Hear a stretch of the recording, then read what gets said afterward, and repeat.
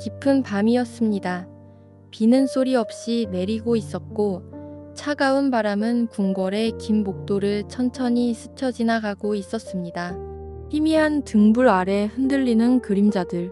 누군가는 조용히 고개를 숙였고 누군가는 이미 새로운 권력의 이름을 입에 올리고 있었습니다. 고려의 하늘 아래 오래된 시대는 그렇게 조금씩 흔들리고 있었습니다. 그리고 그 시대의 끝에서 끝까지 마음을 바꾸지 않았던 한 사람이 있었습니다. 정몽주. 사람들은 그를 충신이라 말합니다. 하지만 어쩌면 그는 단순히 충성을 지킨 사람이 아니라 끝까지 자신의 조국을 사랑했던 사람이었는지도 모릅니다.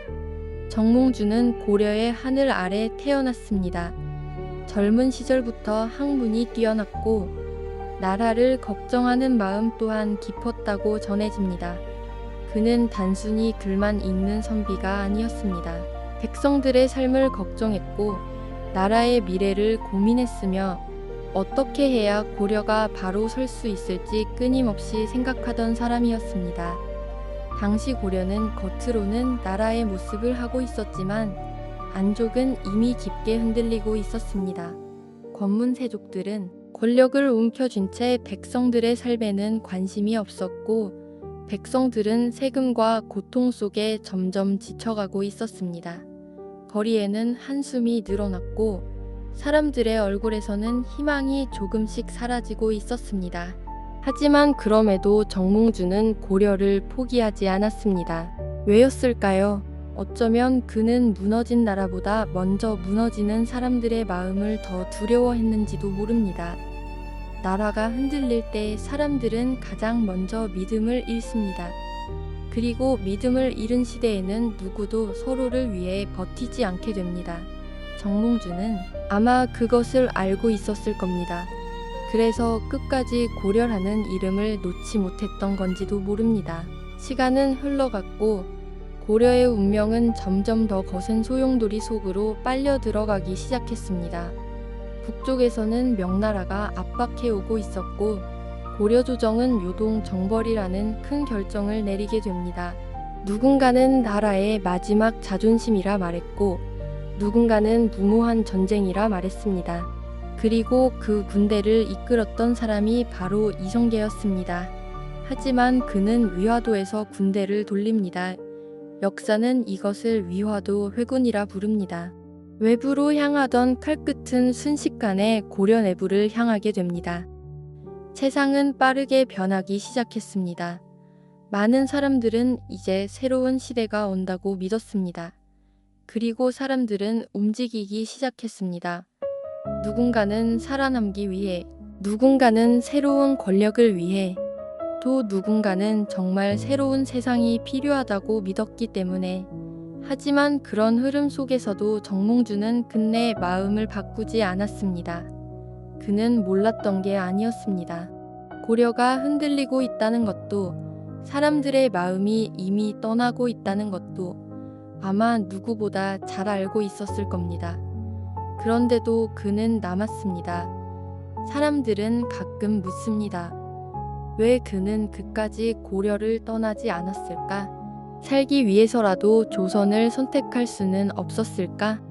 어쩌면 정몽주에게 고려는 단순한 나라가 아니었기 때문일지도 모릅니다. 그 안에는 자신의 젊은 날이 있었고 평생을 바쳐 지켜온 신념이 있었으며 끝까지 외면할 수 없는 조국이 있었습니다.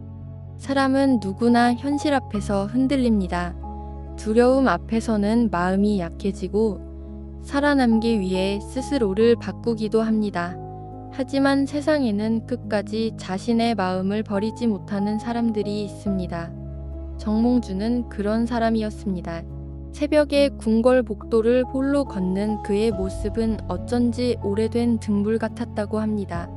바람에 흔들리지만 쉽게 꺼지지 않는 불빛.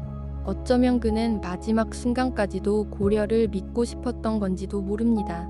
그리고 그 무렵 새로운 시대의 중심에는 이방원이 서 있었습니다. 젊고 날카로운 눈빛을 가진 남자. 그는 누구보다 빠르게 시대를 읽고 있었습니다. 무너져가는 고려를 붙잡기보다 새로운 나라를 세워야 한다고 믿었던 사람.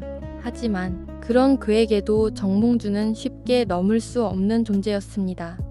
칼을 든 장수는 아니었지만 사람들의 마음속에 마지막 고려로 남아있던 사람. 그래서 더 두려운 존재. 그리고 어느 비 내리던 밤, 두 사람은 마주 앉게 됩니다. 조용한 술자리였습니다. 촛불은 바람에 흔들리고 창밖에서는 빗소리가 잔잔하게 울리고 있었습니다. 겉보기에는 평온한 자리였지만 그곳에는 말로 다 설명할 수 없는 긴장감이 흐르고 있었습니다. 이방원은 말합니다. 이제는 새로운 시대를 받아들여야 한다고, 무너져가는 고려가 아니라 다가올 세상을 함께 만들어야 한다고. 어쩌면 그것은 설득이었고 마지막 기회였을지도 모릅니다. 하지만 정몽주는 끝내 마음을 돌리지 않았습니다. 그는 알고 있었을 겁니다. 이 선택의 끝에 무엇이 기다리고 있는지. 죽음. 그런데도 그는 물러서지 않았습니다. 사람은 마지막 순간에 비로소 자기 삶이 무엇이었는지를 보여준다고 합니다. 그리고 그날 밤, 선축교에는 차가운 비가 내리고 있었습니다. 어둠 속에서 다급한 발걸음이 울리고 짧은 비명이 밤 공기 속으로 사라집니다. 붉은 피가 젖은 돌다리 위로 천천히 번져갑니다. 고려는 그렇게 마지막 밤을 지나고 있었습니다. 하지만 이상하게도 600년이 지난 지금까지도 사람들은 그의 이름을 잊지 않고 있습니다. 새로운 나라를 만든 것은 조선이었고 역사는 결국 승리한 자들의 방향으로 흘러갔습니다. 그런데도 사람들은 여전히 정몽주를 떠올립니다. 왜일까요? 아마 우리는 마음속으로 알고 있기 때문인지도 모릅니다. 세상은 늘 변하고 시대는 결국 강한 방향으로 흘러간다는 것을. 하지만 동시에 끝까지 자신의 조국을 사랑했던 한 사람의 마음이 얼마나 외롭고도 깊은 것이었는지를 저는 가끔 그런 생각을 합니다.